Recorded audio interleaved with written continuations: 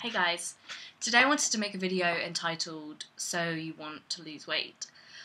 And I just thought this would be interesting because I know that so many people in the Western world these days, and maybe even, in more exotic climes, have the desire to lose weight. I think first of all it's important to distinguish whether the desire to lose weight is a healthy, rational desire based on your BMI being above the normal range, or whether your desire to lose weight is more pathological and it's a way of kind of self-harming and gaining psychological mastery over your body.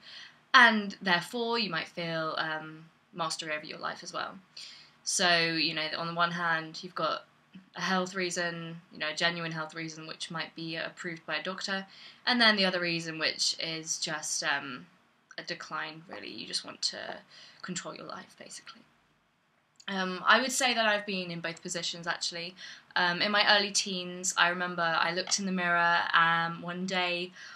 My BMI was healthy, but the higher end of healthy, I would say. And I just decided, you know what, I really just want to lose weight. I'd never actually felt that way before. It was kind of the first time when I realised that I wasn't perfect looking. I don't exactly remember why I felt suddenly the desire to lose weight. I think it was a combination of many things. Parental pressure, sexual abuse I'd suffered a few years before. Just loads of things, really. My anorexia came as a culmination, I believe, of, a whole decade's worth of problems. But, before my anorexia actually happened, like, in a, proper way, I did have kind of forays into weight loss, which had, varying amounts of success. So, I was doing exercise every day, running very long runs. I mean, I was running for like an hour, 2 hours every single day. My eating was so super healthy. Honestly, I cut out junk food entirely. I basically had a sort of no tolerance approach to junk food, but, at the time, when I started off, I didn't feel like I was doing things abnormally, and I didn't feel like this was taking over my life. That was until one day I remember, I was at a friend's house, and her mother said that for tea they wanted to go to this amazing Indian restaurant down the road, and they said, "Do you want to come, Lou? We'd love you to come." And, I absolutely freaked out. I knew that it would mean, for one, that I wouldn't be going on my, very long run that day, which, was a tradition I stuck to, like, religiously. I would freak out if I was, denied the opportunity to run. And secondly, it would mean I was eating maybe triple or quadruple the calories that I would normally allow myself every day. So, I had, like, I did freak out, actually, and I declined the invitation because, I made some sort of excuse. And I shortly told my friends, like, how I was feeling, and they all accused me of being sick and anorexic and all this stuff. And this was, about 5 years before my anorexia actually happened. So it was kind of almost a premonition of what was to come, in a way. So, I kind of realised that in order to, have a social life and to be fit and healthy, you cannot take the fit and healthy bit to the extreme, because, it does actually start to rule your head, and, whatever problems you have in life, an eating regime, a diet, whatever you want to call it, it will not ameliorate those circumstances in your life. It just simply cannot do that. If you think that food is going to help you get your life back, then, can you see how irrational that is? I mean, it's just food. It's just energy on a plate. How is it possible that that could ever, help you in your family life, your relationships, anything? It just simply isn't possible. Okay, so the next thing I want to talk about in terms of this "so you want to lose weight" thing is why people vary in their success with losing weight, and why people can be extreme in their behaviours when it comes to dieting. and it is black and white thinking. So yeah, many of us are very extreme in our behaviours, and we're ruled by this sort of black and white logic. So either we do things to extremes, like the running every day, the no tolerance approach to junk food, either we do that, or, there's just no point. Why bother? Why bother if it's not going to be hardcore? We might think surely it just won't work if we don't do it, to the letter.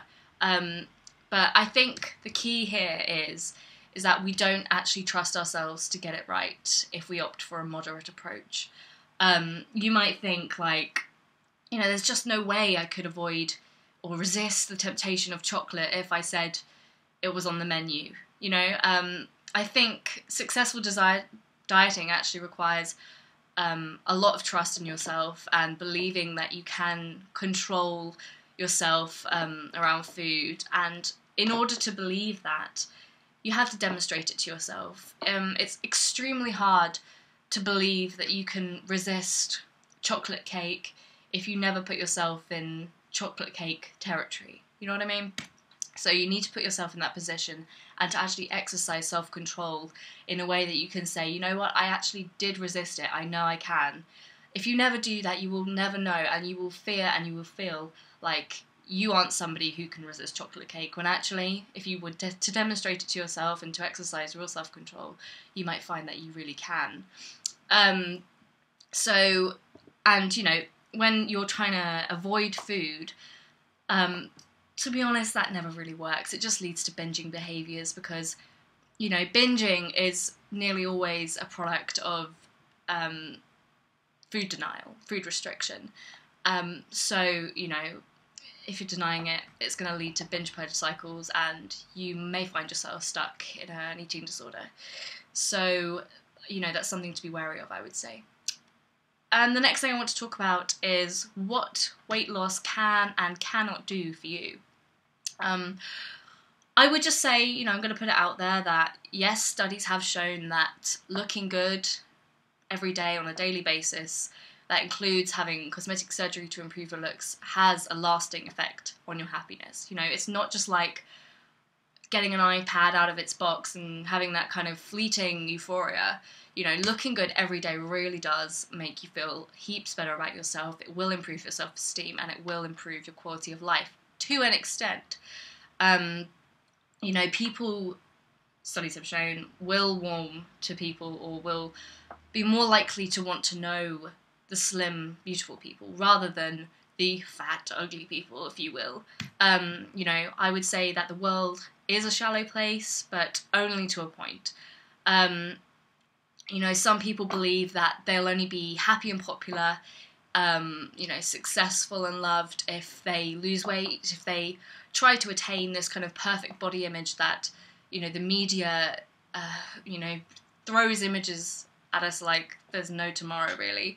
The media makes, slim people out as the sexier, the more successful, the more popular, the better, really. It's just a very blinkered value judgment that is just chucked out into the general population, and we're made to feel inferior and inadequate because we don't live up to the standards of airbrushed magazine beauty, really. But I would say that people in the world expect variation and variety. When we walk down the street, do you really expect to see perfect clones, Barbies and Kens, or everyone looking perfect and skinny and all that kind of stuff? Of course you don't. Actually, populations and culture thrives on variations. You don't expect to see, and you wouldn't actually want to see, just clones of the same stick skinny beautiful people. I mean, it is subjective after all.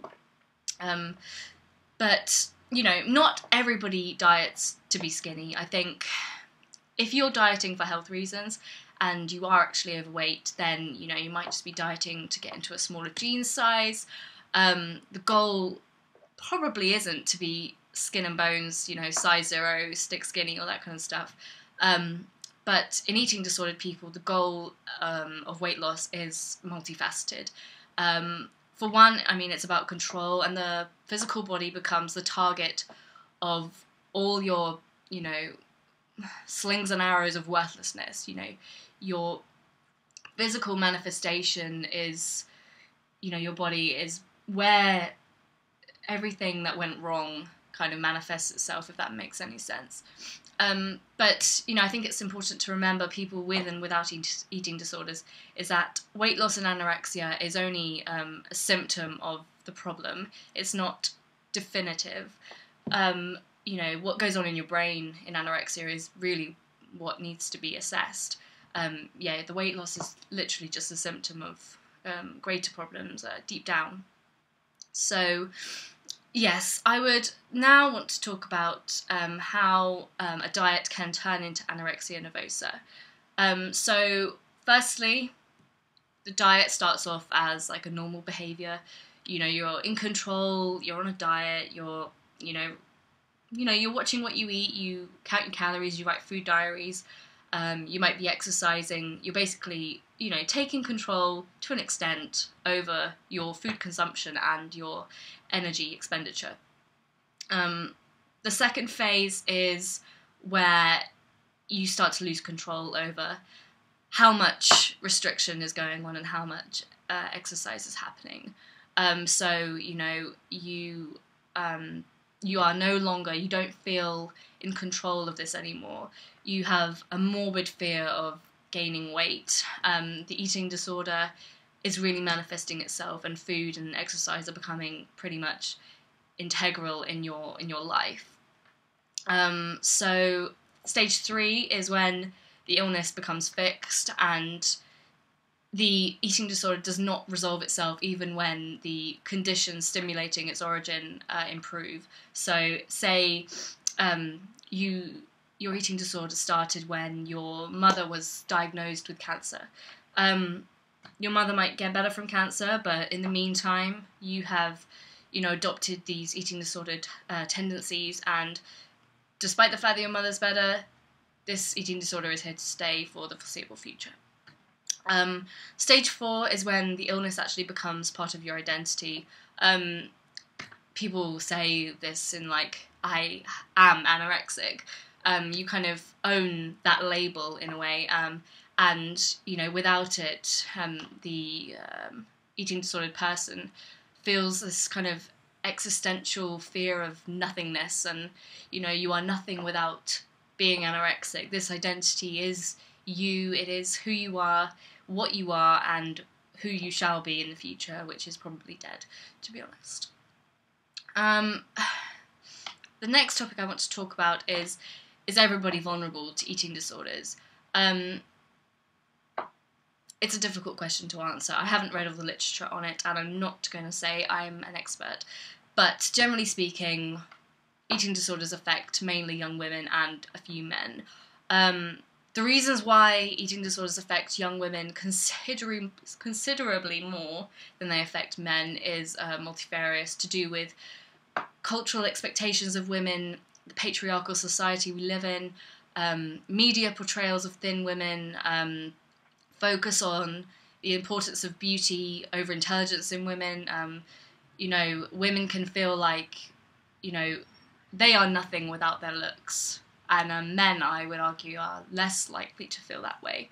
I'd say that greater likelihood of sexual abuse in women increases the likelihood of eating disorders later on, and the greater degree of trauma during puberty than what men go through.